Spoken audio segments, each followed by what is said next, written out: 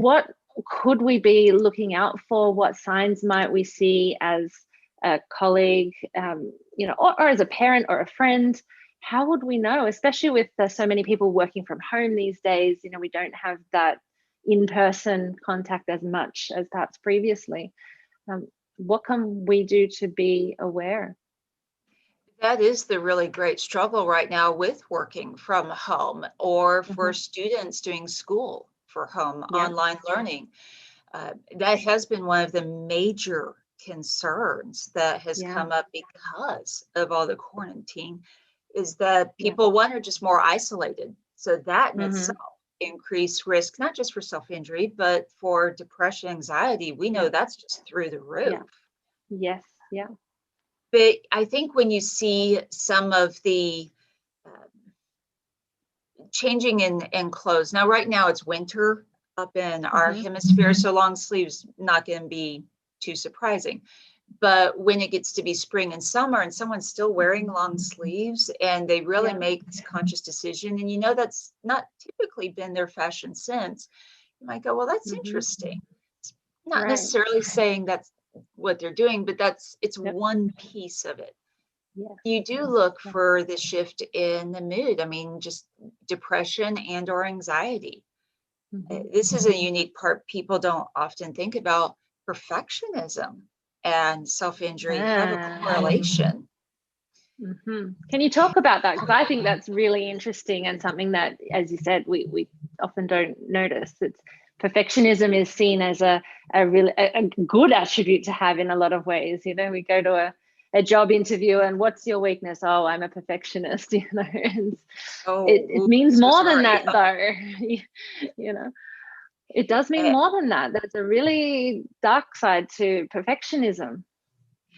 Absolutely. And I had started to actually write 2 books on perfectionism, one that's going to be geared more for students and one that's actually geared for adults, because I filled out so many short-term disability claims for adults that were perfectionists, and they just got to the point where they could not perform anymore. The demands were just too high. They really inadvertently sabotaged themselves. But with self-injury and that perfectionism piece, oftentimes you have people pleasing as the other component. So individuals that are perfectionists sometimes really struggle with people pleasing, which means boundary setting issues. Those that self-harm quite often, tend to be people pleasers. They're not really good with setting boundaries. So you have this group that is very worried what other people think about them and making that good impression. And so for a perfectionist, when they don't live up to that mark, whether it's their standard or someone else makes a comment, oftentimes they internalize that. And you can only stuff so long before there has got to be an outlet. And that might be that they go to explode and they get drunk. Or if they're the people pleaser, they're going to implode upon themselves. And that can take the form of self-harm or eating disorder, for that matter.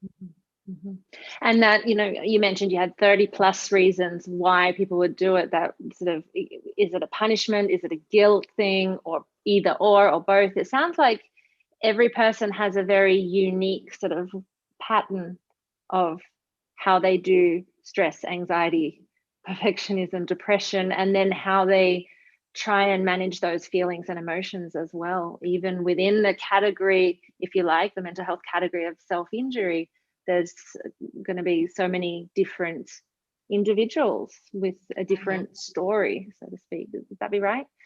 I think. Yes. One of the things when I'm doing assessments and I'm training other professionals in how to do a proper assessment of this behavior is that I remind them every time someone self-harms could be for a completely different reason. And oftentimes when they self-harm or self-injure, you might have multiple reasons. It's not just I was sad or I was angry. It could be I was angry and I was hurt and disappointed and I was really, stressed out because things weren't going my way. So it could be multiple things for a single episode.